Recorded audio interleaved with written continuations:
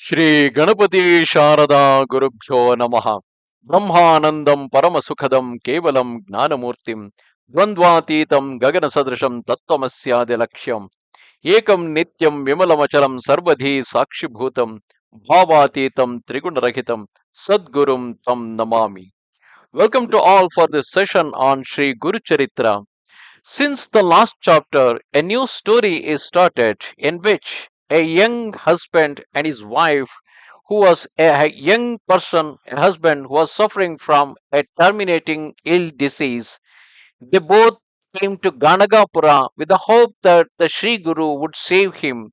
However, on reaching Ganagapura, the young man died, and his wife was falling as she had fallen on his dead body, and she was crying like anything. And at that time, a great sannyasi came near to them, and he told some good words to the woman, the wife, and then the wife, on hearing advice, the young wife requested the sannyasi to tell her how she should behave.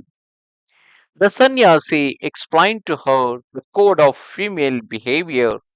He said, this code is mentioned in the Kashi Khanda of the Skanda Purana.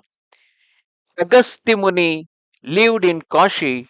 His wife Lopamudra was a great devoted wife. Vindhyagiri, a mountain, was a disciple of Agastya.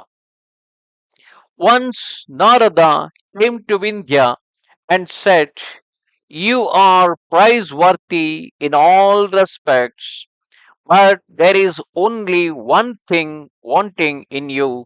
You are not as high as the Merugiri. Hearing this, Vindhya got enraged and began to grow in a competition with the Mount Meru. He grew so high that he touched the sky. Due to this, the entire country in the south of Vindhya it plunged into darkness. Consequently, the Brahmins could not observe their daily rites and sacrifices, which they can only do on seeing the rise of the sun. The rishis told this to Indra, who went to Brahmadeva and narrated this to him. Brahmadeva then said, Agastya is the guru of Vindhyagiri. Send him southwards because Agastya was staying in the northern part of Bharata. So send him southward so he need to cross Vindhyagiri so that he can do something. Seeing Agastya, Vindhya will come down to bow to him. Agastya should then ask him to be in that very position of being bent down and not grow high. In this way, this calamity can be removed. Indra, accompanied by Brihaspati and other gods, came to Agastya at Kashi. They worshipped Agastya and Lopamudra and praised them. At that time, Brihaspati, Guru of gods, narrated the code of behavior of a devoted wife. He said, Arundhati, Savitri, Anasuya, Lakshmi, Parvati, Shantarupa, Menaka, Suniti, Sandhya Devi, Suryakanta, Swaha Devi have all been devoted wives. So is Lopamudra, the wife of Agastya, a great devoted wife. Every devoted wife dines after her husband has dined. She respects the guests and the elders and greets her husband. When he comes from outside, she does not disobey her husband. She worships her husband, thinking him to be Sri Shankara. She serves him in the night and goes to sleep after her husband has slept. She gets up before her husband, cleans the courtyard, and sprinkles it with water. After bath, she worships her husband and takes his tirtha, the toe dipped water. She dresses and wears ornaments when her husband is at home. And when he goes out, she does not have a makeup. Even if the husband speaks harshly to her, she does not retort. She does not abuse him. When he comes home, she greets him and asks him what he wants. Devoted wife, when she goes out, does not look at other persons and returns home soon. She not observe any vrata or fast, or does not give anything in charity without permission of her husband. If there is some function, fair, or ceremony in the town, she does not go without the husband's instructions. If the husband is happy, she is not dejected, and if he is in grief, she will not come joyful. If she is in monthly court, she does not come in front of her husband and does not hear the Vedas. After bath on the fourth day, she gives company to her husband, and in his absence, she only sees the sun. That's the sun god. She applies haladi, kunkuma, and kajal and wears the Mangala Sutra around her neck, bangles on her wrist for the long life of her husband.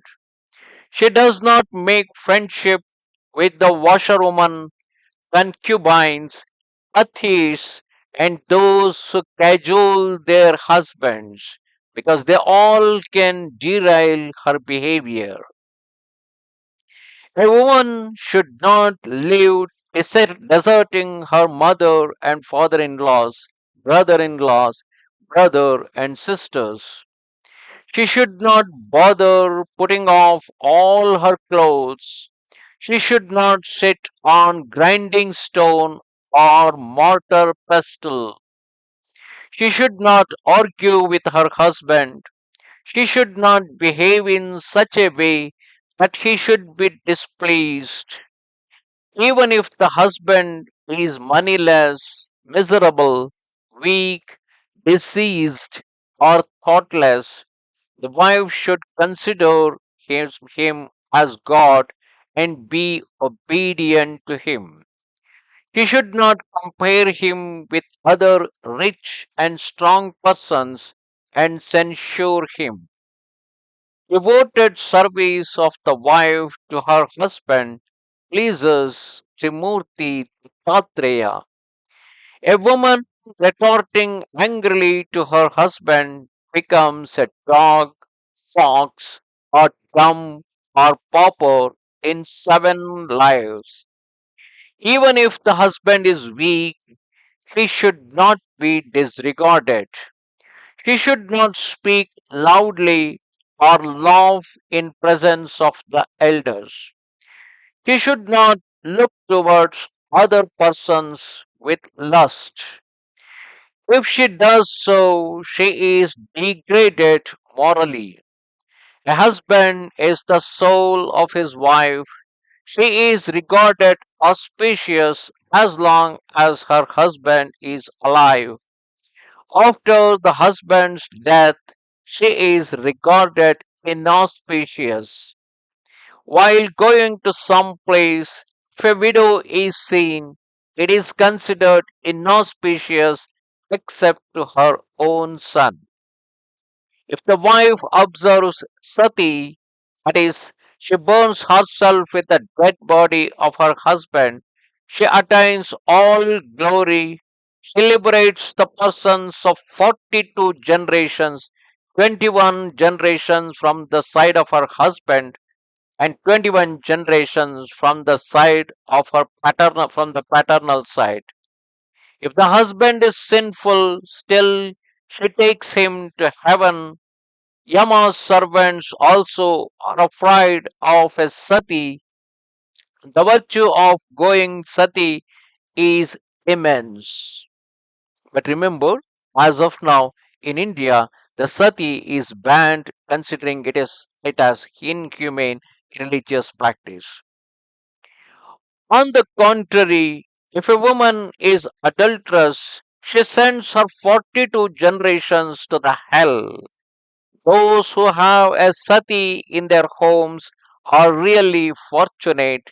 They attain four valors, that is purusharthas. Their acts are virtuous.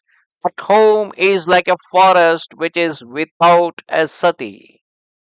In this way, Brihaspati told Lopamudra regarding the behavior of a devoted wife. The same was narrated by a sannyasi by that sannyasi, that mourning woman who was mourning for the loss of her young husband. Thus come to the end, chapter 31 of Sri Guru Charitra. Namaste Sharade Devi Kashmira Puravasini Twamaham Prarthaye Nityam Vidya Dananchate Hime. Goodbye.